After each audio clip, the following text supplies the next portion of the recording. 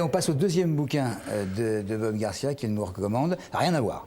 Alors, rien à voir, encore que ça pourrait être un roman noir aussi, c'est la vie de Van Gogh. J'étais déjà venu ici vous parler d'autre bouquin qu'a écrit Karin Müller qui dirige une galerie d'art à Paris, mais qui écrit aussi sur l'art, pas des traités très savants, etc. Enfin, encore qu'on apprend énormément de choses, mais elle a décidé de faire parler les gens à la première personne.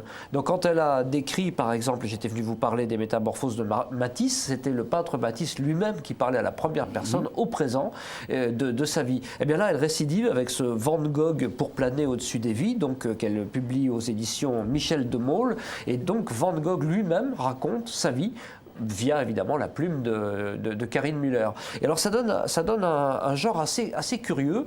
Les phrases sont rapides, bourrées d'informations, parce que vous voyez que le livre finalement il est petit, oui. Il est petit, il se dévore lui aussi. Et finalement ce côté présent donne un côté urgence, un côté rapidité, et ça se dévore pareil, ça se livre vraiment comme un polar, quoi. Alors on connaît un peu, on croit connaître la vie de Van Gogh, et on la redécouvre complètement à travers ce petit ouvrage. Donc on apprend plein de choses. On retrouve évidemment son amitié avec Toulouse-Lautrec, on retrouve son amitié un petit peu plus orageuse, celle-là, avec Paul Gauguin, et puis Van Gogh qui était, dès le départ, je crois qu'il était vraiment très très mal parti, considéré un petit peu comme un fils raté, comme un raté, voilà. Et il a commencé à vendre ses tableaux vraiment à la fin de sa vie, au moment où il s'y attendait le moins. C'est là qu'il est sorti de l'anonymat, mais qu'il est rentré un peu dans la folie. Alors son copain Antonin Artaud, qui en connaissait un rayon sur le sujet aussi, il a écrit Van Gogh n'était pas fou, il était désespéré de solitude. Bon, pourquoi pas, hein, au royaume des aveugles, les Chinois sont borgneux.